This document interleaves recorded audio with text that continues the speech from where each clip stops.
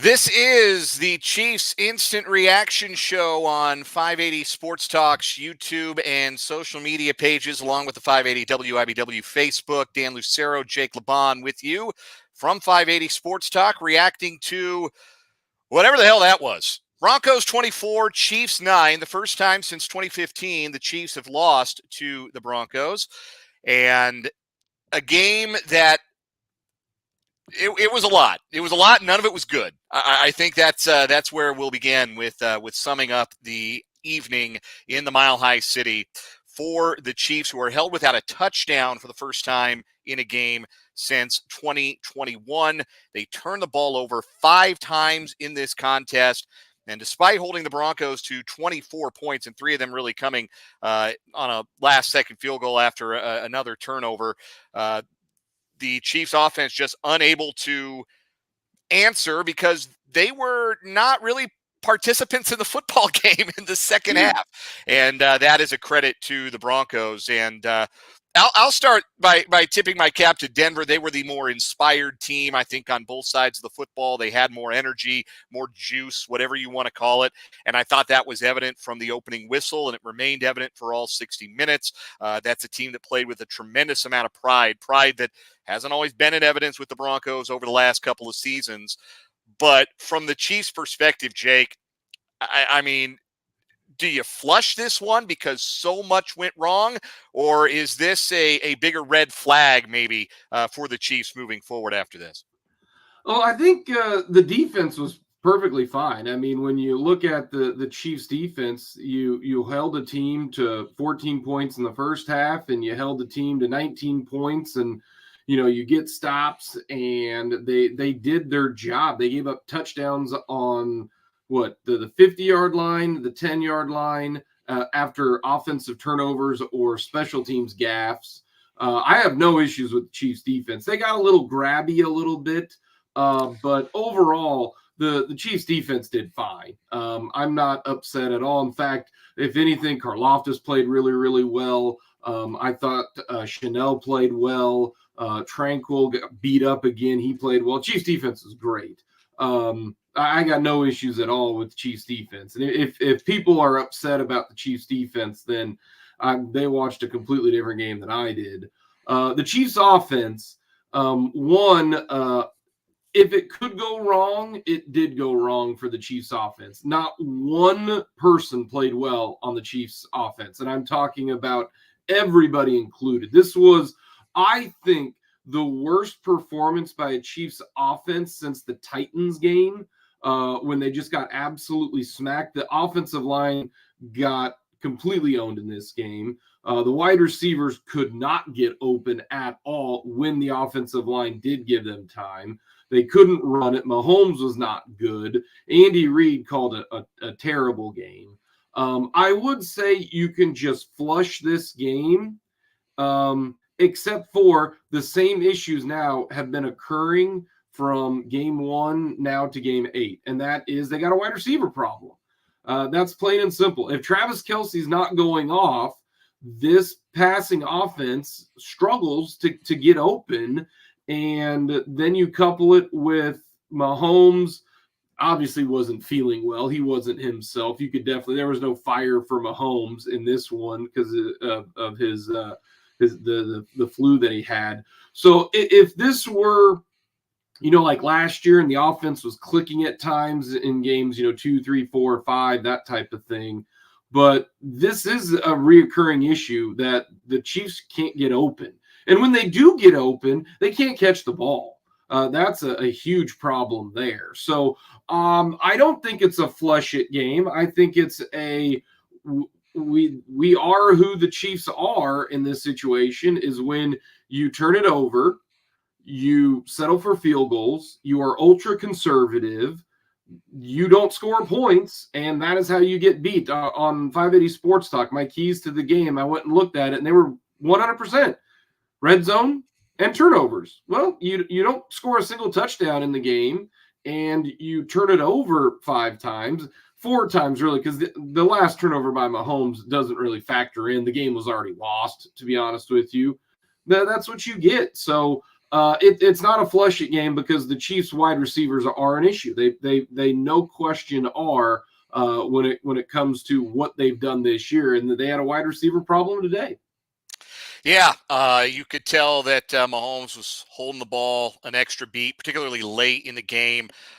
Denver seemed to be content to play a lot more man, double Travis Kelce, who was fine, 6 catches, 58 yards, but certainly not as impactful as he has been in the past, particularly against the Broncos.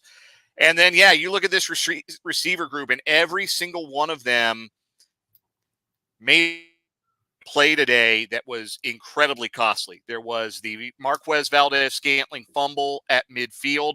That cost the Chiefs 7 points. Turnover led to a touchdown on short field. McCole Hardman wasn't playing the passing game, but he fumbles the punt, which, why are you trying to catch a punt at the 5-yard line? Rudimentary football stuff.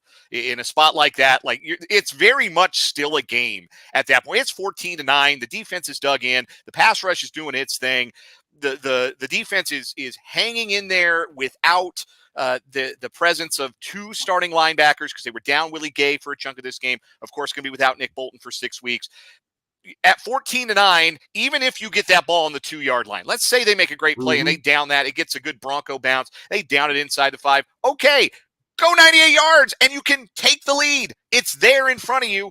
Hardman tries to make a bigger play, ends up muffing the punt, and then Denver effectively ends the game by punching it in there on another short field drive. And then Sky Moore drops a touchdown where even at 21-9, and you still kind of thought, well, okay, if the Chiefs can go score quick, they could still have some life. They could score with about 5 minutes left, get a 3 and out. You never know. We've seen Mahomes do this before.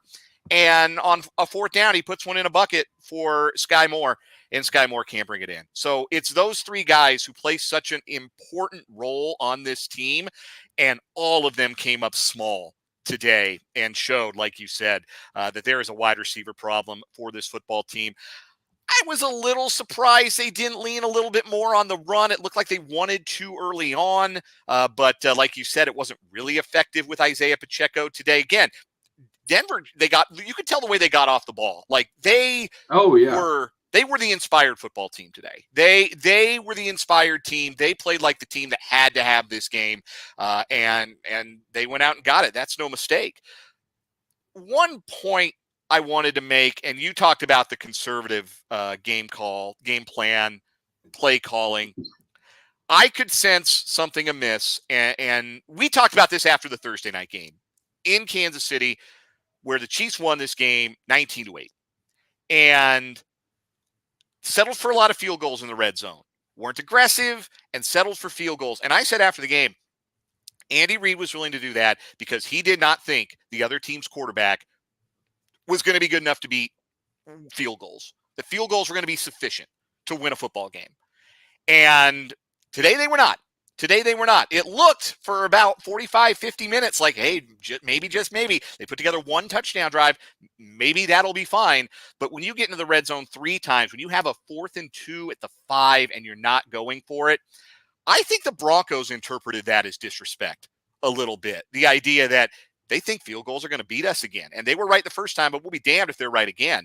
And this time they were not. So, and the end result of it is, because you're conservative early and you don't get 7 when you got 4th and short inside the 5, you don't get 7 on another red zone trip. You turn it over on a 3rd red zone trip because Mahomes couldn't get the ball out.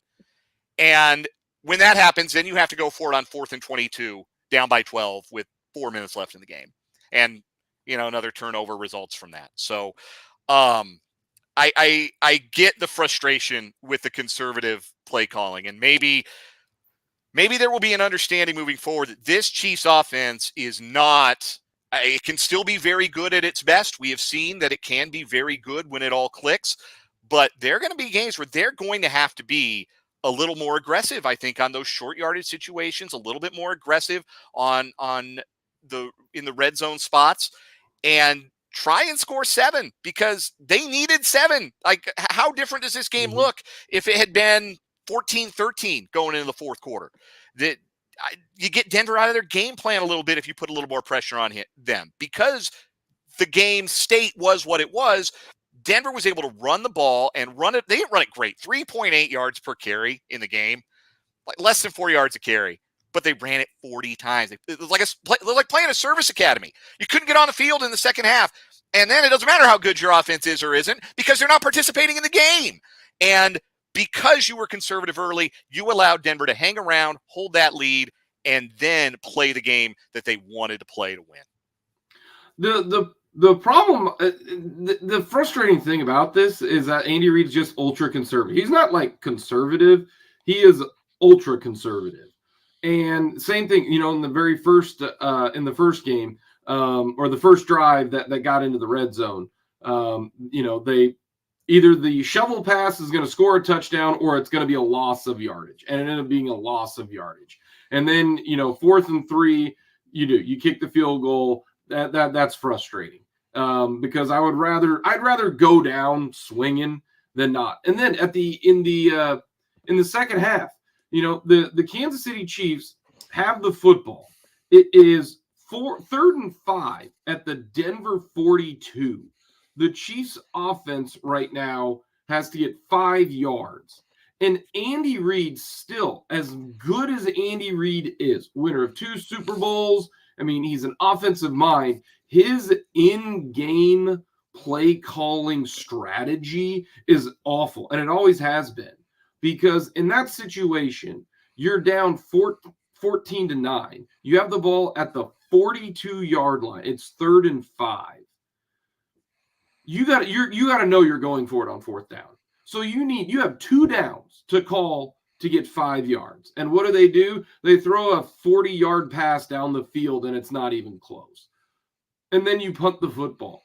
How about you know that you're going to go it on 4th down, run it on 3rd down and 5, maybe you get the 1st down, then it becomes 4th and 1, then you've got all sorts of things that you can do. Or, I don't know, throw a short pass and then try to get it there. But Andy Reid, super conservative, but that's who Andy Reid is. I mean, he's not gonna change. Andy Reid's gonna do that for forever. That's what he's always done, and the hope is that he doesn't do it in the playoffs, and he's a little bit more aggressive. And in the history shows that in the playoffs he does get more aggressive. But that was a game where if you get a 1st down there, you probably at least get a field goal to make it 14-12. In that situation. So it was just the worst offensive game that they've had since it was 27-3, and everybody's got a part of it. The O-line, the running backs, Andy Reid's. I mean, we're calling 3rd and 2 plays, and we're throwing it 3 yards behind the line of scrimmage. Like, it was just baffling today. The Denver Broncos clearly were ready for it. The Chiefs thought they could go in there and get an easy touch and an easy win. Like, that was a game that was no question. They overlooked them. They didn't think it. And when you play in the NFL and you do that, you're going to get popped, plain and simple. And the Chiefs got popped today. And what's wild about this is this game wasn't really that close. Like, that's the thing. It wasn't, right? Like I don't think it was, because Denver, I mean, the Chiefs had it kind of felt like the inverse of the last Bronco game. I never felt like the Chiefs were going to lose the game to the Broncos. Mm-hmm. And I was sitting here next to my wife. We're watching the game, and it's middle of the 3rd quarter, and I go, unless something drastic happens, this offense isn't doing it today. Like, you could definitely tell it wasn't happening for the offense. And that's why they needed either a turnover in plus territory, or they needed the defense to make a huge stop, or the Bronco defense to make a bonehead play, like a busted coverage type of thing, because that's the bummer. Here's the other part too. The Chiefs go on the road. You got to go all the way to Frankfort. Mm-hmm. You got to take on the Dolphins now. Then you get a bye week, and then you take on the Eagles. There's a non-zero chance that they lose the next 2. Yeah. And instead of this is one that you had to win because it was against a crappy team. The Broncos are not good. No. I mean, it doesn't really change anything for them. They'll probably still be sellers this week, I would imagine. Yeah, that's they know who they are, but they were certainly the better team today. There's no doubting that. But this is one, and I'm glad you made this point, because you win this game, you go into the next stage, which is, I think it's the toughest 2-game stretch of the season. Yeah. You got Miami on a neutral field in Germany. Then you have the bye. And we know Andy Reid's record out of the bye is great, but it's going to be tested because you get a Philadelphia team that right now looks like the best in football. And I know I said last week on this thing that the Chiefs look like the best team in football. Well, when you lose to the Broncos and the Eagles had to pull it out of the fire, but they beat the Commanders, who are no great shakes. But hey, one team beat a crappy team, the other team lost to a crappy team. So right now it's the Eagles. They've got the heavyweight belt for at least the next week. Those could absolutely both be losses. Now you've got to get at least one of those, because if you do drop them both, all of a sudden you're 6-4, and you've opened the door again in the AFC West. Rather, you've opened the door maybe for San Diego, though they could very well lose tonight to Tyson Bagent. Who, I mean, they are who they are, and again, I don't think this win is going to make Denver reevaluate where they are in the competitive cycle and decide, actually, hey, we need to make a playoff push. So you still feel good about the West in the long term, but you open up the back door if you can't get a win over 2 of the 4 best teams you're going to play the rest of the way. And this is not, on one hand, the kind of effort you want to go into this trip to Germany in, but on the other hand, it might be the perfect kind of effort to go into this next game against the Dolphins with, because if this doesn't light a fire under you, because it was a pretty embarrassing 60 minutes. It looked it looked like the best of the football follies out there, and nobody. I mean, I'll spare George Karlaftis because I thought he was really good, and Omena, who made a play. Trent McDuffie I thought was pretty good. The linebackers, they were shorthanded, but they battled. Everybody else, man, I got nothing good to say about just about anybody else, and I got absolutely nothing to say about anybody on the offense. No. And so, what do you do? How do you respond? And also, that's gonna tell the tale. Some of this too is, in crunch time, who can make a big time play? As far as I'm concerned, you could cut Sky Moore tomorrow. That he is not going to bring anything to the table. Yeah, he's not going to be the guy that makes that big 4th down play, is he? Or that 3rd down play. He had the chance to haul that in and make it interesting and get that crowd a little tight there in Denver, and just drop it. If he catches, and that's the same thing too. One, I'm not going to fault that decision because Mahomes put it in the perfect spot. It's a touchdown if he just simply catches a football, but he can't do that. But also, you had McKinnon wide open for the 1st down. You don't take it. You see Sky Moore, and you're like, oh, well, he should be able to catch a football. He doesn't. Rice, same situation. He's always going to have the drops issue. He never did in college, but for some reason he does in the NFL. Every time the ball, he's good for at least a drop a game, it seems like. And he ended up with a huge drop that if he catches that, he runs a little bit further, he takes care of business. That's the only... I think the O-line, same thing, took it for granted. I mean, this was a simple. They were okay for 3 quarters. In the 4th, when the Broncos could pin their ears back, they got their asses kicked. So, but overall, it's the same thing to me. I don't know if this was just Andy Reid and if Mahomes wasn't just feeling well, but I do know this: the Chiefs have a wide receiver problem, and right now. When the O-line did give them time, they couldn't get open. And that's what this is the perfect game plan to go against the Chiefs. You double Travis Kelce, limit him as much as you possibly can, and then force every other wide receiver to make consistent plays over the course of the game. And if you do that, they'll make mistakes. We know the Chiefs wide receivers will make mistakes, and you'll have a chance to win the game. Now, does Andy Reid and the offense make the adjustment? That'll be the question. There will be adjustments to be made. I can't help but think back to a play where Marquez Valdez-Scantling didn't come all the way back to a ball on a comeback route, and Mahomes is angrily gesturing at him to come back. Same way. Yeah, like come back to the ball. That's rudimentary. That's wide receiver 101 stuff. Jake, they teach you. I'm sure you learned that in high school and college. That's wide receiver 101 right there. We're going to have much more in the way of reaction to this one on tomorrow's edition of 580 Sports Talk. Andy Reid's at the podium right now. Chiefs players will comment. We'll have plenty to dissect, I'm sure, from that, and we will break this game down in full on Monday's edition of 580 Sports Talk. We'll also have plenty from what was a really good weekend for college football in the state of Kansas, with KU and K-State pulling off wins. KU, their first win over Oklahoma since 1997. Well, the full breakdown of all of that. That is coming up tomorrow, 2 to 6. You'll be able to catch it right here on this same YouTube channel, youtube.com/@ 580 Sports Talk, and of course on 580 WIBW and FM 104.9. Until then, for Jake Lebahn, I'm Dan Lucero. Have a great night, everybody, and we will talk to you tomorrow at 2 o'clock on 580 WIBW and 580 Sports Talk.